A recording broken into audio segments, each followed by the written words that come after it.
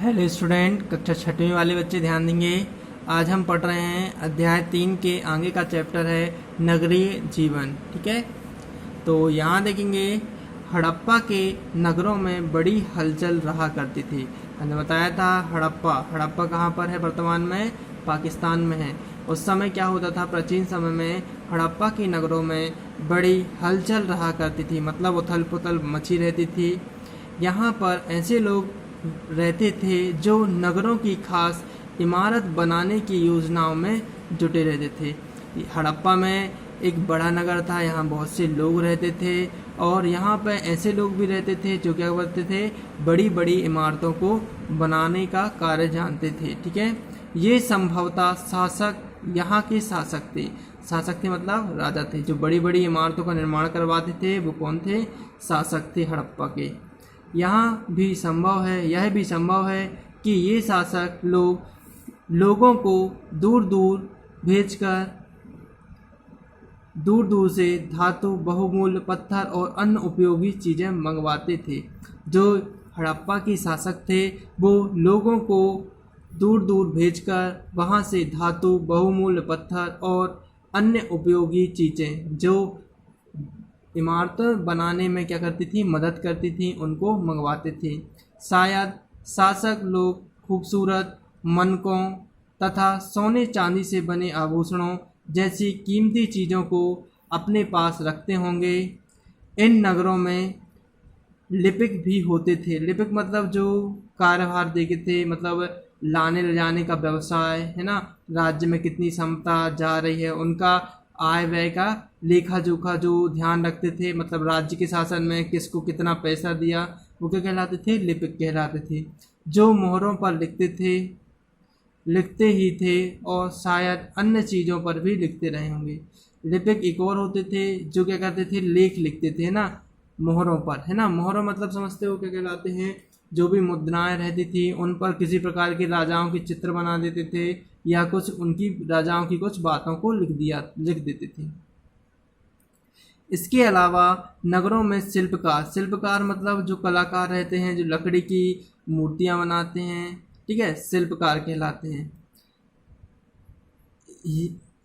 इसके अलावा नगरों में शिल्पकार स्त्री और पुरुष, शिल्पकार कौन कौन थे? मतलब जो निर्माण करते हैं मिट्टी की मूर्तियां, लकड़ी की कुछ नए क्या नमूने बनाना, तो वो कौन थे? स्त्री और पुरुष दोनों थे, जो अपने घरों या उद्योगों या किसी उद्योग स्थल पर तरह तरह की चीज़ें बनाते थे। लोग लंबी यात्राएं भी करते थे और वहाँ से उपयोगी वस्तुएं लाते थे और साथ ही लाते थे सुदूर देशों की किस्से कहानियाँ। ठीक है, जो लोग लंबी लंबी यात्राओं में जाते थे वो वहाँ से कुछ उपयोगी वस्तु लाते थे और साथ क्या लाते थे? वो दूर देशों की क्या क्या कहानी है, क्या क्या किस्से हैं, वो आकर सुनाते थे। मिट्टी से बने कई खिलौने भी मिले हैं जिनसे बच्चे खेलते होंगे। अब आगे देखो क्या लिखा है। नगर में रहने वाले लोगों की एक सूची बनाइए। क्या इनमें से कुछ लोग ऐसे भी हैं जो मेहरगढ़ जैसे गांव में रहते थे? मेहरगढ़ भी कहाँ पर है? हमने बताया था कहाँ पर है, ये पाकिस्तान का एक इलाका है। अब लिखा है नगर एवं और नए शिल्प। मतलब नगर मतलब क्या होता है? एक शहर, और उसकी क्या शिल्प थी, मतलब उसकी क्या क्या कलाएं थी। आओ अब कुछ ऐसी चीज़ों के बारे में अध्ययन करें जो हड़प्पा के नगरों से प्राप्त हुई है। ठीक है, कौन कौन सी चीज़ें हैं जो हड़प्पा के नगरों से प्राप्त हुई हैं? पुरातत्वविदों को जो चीज़ें वहाँ मिली हैं उनमें अधिकतर पत्थर, शंख, तांबे, कांसे, सोने और चांदी जैसे धातुओं से बनाई गई थी। मतलब जो भी शोधकर्ता थे, पुरातत्वविदों मतलब जो भी वहाँ खोजने आए थे, उनको वहाँ से क्या क्या चीज़ मिली? पत्थर मिला था, शंख मिले थे, तांबे मिले थे, कांसे, सोने और चांदी जैसी धातुओं से बनाई गई थी ना।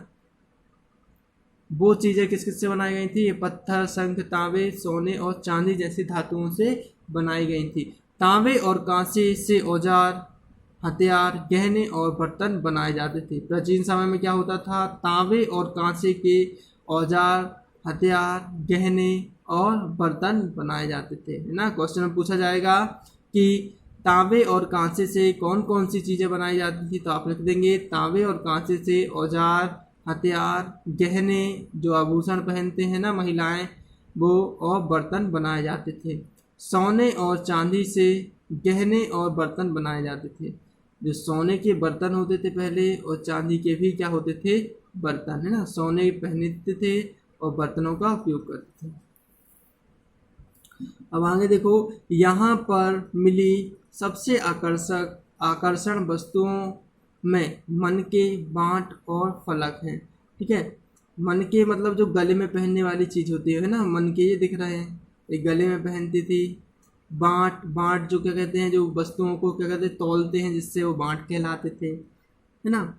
फलक, हड़प्पा सभ्यता के लोग पत्थर की मोहर बनाते थे। इन आयताकार मोहरों पर सामान्यतः जानवरों के चित्र मिलते हैं, जो मोहर कहलाते। मोहर आप देखते होंगे, सील लगाते हैं ना, कोई भी जैसे कोई भी स्कूल है, कोई विद्यालय है, वहाँ पे एक सील लगती है ना, जो थप्पा रहता है, इसमें इंक रहती है ना, कि पैड में अपन क्या करते हैं, उसको ऐसा लगाते हैं और ऐसी पुस्तक में उसको सफ़ेद पन्ने पर ऐसे लगा देते, तो सील लग जाती है ना। जैसे बैंक की सील अलग होती है, किसी भी कार्यालय की अलग अलग सील होती है। तो उस समय क्या होता था, जो भी मोहरें रहती थी, मोहरें वही सील कहलाते ना, उसकी जो मोहरें होती थी वो कैसी होती थी, आयताकार रूप में होती थी ना। यहाँ पे ऐसा बैंड पकड़ने के लिए बना रहता है, उस समय ऐसी आयताकार चल रही थी। ठीक है, आयताकार सील रहती थी और जिन पर क्या बने रहते थे, जानवरों के चित्र, है ना। अपन अपनी मोहरों पर क्या लगा देते, स्कूल का नाम लिखा देते हैं ना, जो भी कार्यालय रहते हैं उनका नाम लिखा रहता है, जिसकी दो दुकानें रहती हैं दुकानों का नाम लिखा रहता है। लेकिन जो प्राचीन समय में क्या होता था, उन मोहरों पर क्या बने रहते थे, जानवरों के चित्र बने रहते थे। हड़प्पा सभ्यता के लोग काले रंग से डिजाइन किए हुए खूबसूरत लाल मिट्टी के बर्तन बनाते थे। ठीक है, हड़प्पा सभ्यता के लोग क्या बनाते थे, काले रंग से डिजाइन किए हुए खूबसूरत लाल मिट्टी के क्या बनाते थे, बर्तन बनाते थे। ठीक है, अध्याय 2 में तुमने जिन गांव के बारे में पढ़ा है, क्या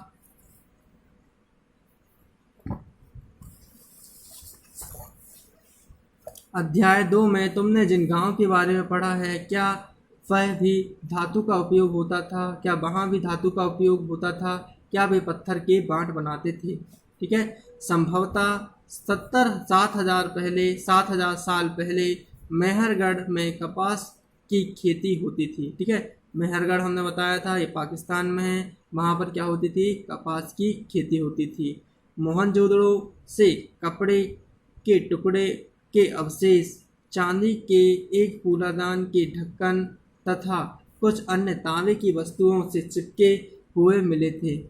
पकी मिट्टी तथा फेयंस से बनी तकलियाँ सूत कताई का संदेश देते हैं। तो 7,000 साल पहले मेहरगढ़ के पास खेती के अवशेष मिले, फिर मोहनजोदड़ो से कपड़े के छोटे छोटे टुकड़े पता किए गए हैं ना, उनको मिला। इससे अधिकांश वस्तुओं का निर्माण विशेषज्ञों ने किया था। विशेषज्ञ उसे कहते हैं, अब विशेषज्ञ क्या होते हैं, जो किसी खास चीज को बनाने के लिए खास प्रशिक्षण देता है, क्या कहलाता है, विशेषज्ञ। तो आप अंडरलाइन कर लेना, इसको पूछा जाएगा क्वेश्चन में, विशेषज्ञ किसे कहते हैं। तो विशेषज्ञ उसे कहते हैं जो खास चीज़ों को बनाने के लिए खास प्रशिक्षण लेता है, क्या कहलाता है, विशेषज्ञ। जैसे पत्थर तराशना, मतलब पत्थर को तोड़ना, उसके बारे में बारीकी से अध्ययन करना कि पत्थर कैसे टूटता है, कितने प्रकार से टूटता है, उसके कितने कण होते हैं छोटे छोटे, ये क्या कहलाता है, पत्थर तराशना। मन के चमकाना, ठीक है, मतलब जो गले में पहनने वाली जो चीज़ें होती हैं उनको कैसे चमका सकते हैं आप। फिर मोहरों पर पच्चीकारी करना, मोहरों पर पच्चीकारी मतलब मोहरें कैसे बनाना है ना, उनमें कैसे पच्चीकारी मतलब मोहरों को में जो चित्र वर्णित किए जाने या चित्र को जो मोहर दिया जा रहा है वो कैसे अपन डिजाइन बनाएंगे उनकी। फिर आगे देखो, मूर्ति का चेहरा कितने आकर्षक ढंग से बनाया गया है और उसकी दाढ़ी कितनी अच्छी तरह से दर्शाई गई है। यह किसी पृष्ठ क्रमांक 28 देखो कहाँ है, पृष्ठ क्रमांक 28 में एक मूर्ति बनी है ये। ठीक है, ये जो मूर्ति बनी है इसमें देखो चेहरा और उसकी जो आकृतियां हैं वो बताना आपको ना। इसमें लिखा क्या है, प्रश्न क्रमांक 28 में देखिए और बताइए। ये इसका चित्र देखना आपको। ये मूर्ति का चेहरा कितना आकर्षण बनाया गया है, उसकी दाढ़ी कितनी अच्छी तरह से दिखाई गई है, यह विशेषज्ञ मूर्तिकार का ही काम हो सकता है। मतलब जो इस मूर्तियों को बनाया है वह किसी विशेषज्ञ का ही काम हो सकता है। ठीक है, तो ये हो गए आज के कुछ पार्ट। फिर अपन को पढ़ना है फ्रेंड्स क्या है और आगे के। अब देखो यहाँ पे लिखा है फेयंस, क्या लिखा है, फेयंस। पत्थर और शंख प्राकृतिक तौर पर पाए जाते हैं, लेकिन फेयंस को कृत्रिम रूप से ही तैयार किया जाता है। जो पत्थर और शंख जो पदार्थ तत्व रहते हैं वह हमें प्रकृति से ही मिलते हैं ना, प्रकृति में पत्थर ही मिल जाते हैं, शंख भी। लेकिन जो फेयंस रहता है उसे कृत्रिम रूप से, कृत्रिम मतलब होता है मानव के द्वारा तैयार किया जाना, है ना। तो जो फेयंस नाम का जो भी पदार्थ है ये मानव के द्वारा तैयार किया जाता है। बालू या स्फैटिक पत्थरों के चूर्ण को ब्रोंज में मिलाकर उससे वस्तुएं बनाई जाती हैं। उसके बाद उन वस्तुओं पर एक चिकनी परत चढ़ाई जाती है। इस चिकनी परत के रंग प्रायः नीले और हल्के समुद्री हरे होते हैं। ठीक है, फेयंस कैसे बनाते हैं, फेयंस को बनाने के लिए पहले क्या करते हैं, स्फैटिक बालू और पत्थर के चूर्ण में गोंद मिलाते हैं, उससे वस्तुएं जो भी बनती हैं। उसके बाद उन वस्तुओं को एक चिकनी परत पर, उन वस्तुओं पर एक चिकनी परत चढ़ाई जाती है। इस चिकनी परत के रंग प्रायः नीले और हल्की समुद्री हरे होते हैं। ठीक है, फेयंस से मनके, चूड़ियाँ, बालें और छोटे बर्तन भी बनाए जाते हैं। ये देखो फेयंस की आकृति दी है, ये मानव के द्वारा बनाई जाती है। बाकी पत्थर और शंख जो रहते हैं वो हमें प्रकृति से ही मिल जाते हैं, मतलब ये हमेशा प्रकृति से मिल जाते हैं, मतलब ये प्राकृतिक होते हैं। ठीक है, आज की वीडियो में इतना ही। अपन जो थोड़ा सा अध्याय बचा है वो अपन नेक्स्ट वीडियो में करेंगे। ओके, ठीक है।